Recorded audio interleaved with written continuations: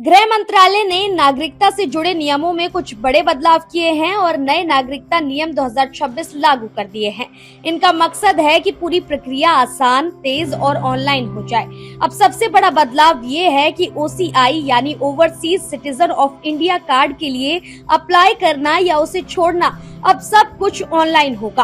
पहले जहां कागज जमा करने पड़ते थे, अब वो झंझट खत्म कर दिया गया है। आप घर बैठे ही आवेदन कर सकते हैं। सरकार ने एक नई सुविधा भी शुरू की है जिसे EOCI कहा जाता है। इसका मतलब है कि अब आपको सिर्फ फिजिकल कार्ड ही नहीं बल्कि डिजिटल रिकॉर्ड भी मिलेगा, यानी आपकी जानकारी ऑनलाइन भी सेव रहेगी।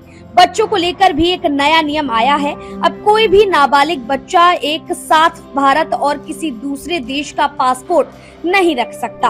पहले ये बात बस बताई जाती थी, अब इसे पक्का नियम बना दिया गया है। और अगर कोई व्यक्ति अपना OCI स्टेटस छोड़ना चाहता है तो उसे अपना कार्ड वापस करना होगा। ये कार्ड नजदीकी भारतीय मिशन, पोस्ट ऑफिस या FRO ऑफिस में जमा करना जरूरी होगा। अगर सरकार किसी का OCI रद्द करती है तब भी कार्ड वापस देना पड़ेगा। EOCI सिस्टम की वजह से सरकार अब सीधे अपने डिजिटल रिकॉर्ड से ही किसी का रजिस्ट्रेशन कैंसिल कर सकती है। इससे काम जल्दी और साफ तरीके से होगा। एक अच्छी बात यह है कि अब आपको एक ही डॉक्यूमेंट की बार बार कॉपी देने की जरूरत नहीं होगी, यानी डुप्लीकेट कागज जमा करने का नियम खत्म कर दिया गया है।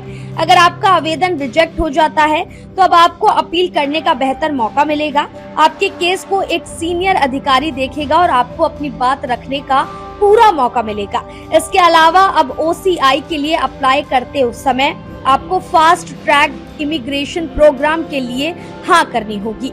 इसमें आपका बायोमेट्रिक डेटा लिया जाएगा जिससे एयरपोर्ट पर इमिग्रेशन जल्दी हो सके। ये सुविधा उन लोगों के लिए है जो भारतीय मूल के हैं, यानी अगर आप 26 जनवरी 1950 के बाद भारत के नागरिक रहे हैं या बनने के योग्य थे तो आप आवेदन कर सकते हैं। लेकिन अगर आप या आपके परिवार में कोई पाकिस्तान या बांग्लादेश का नागरिक रहा है तो आपके पास इसके लिए अप्लाई करने की कोई सुविधा नहीं होगी। सीधी भाषा में कहें तो सरकार ने पूरी प्रक्रिया को आसान, ऑनलाइन और कम झंझट वाला बना दिया है ताकि लोगों का समय बचे और काम जल्दी हो सके। फिलहाल इस जानकारी में बस इतना ही। ऐसी और अपडेट्स के लिए देखते रहें भारत अपडेट।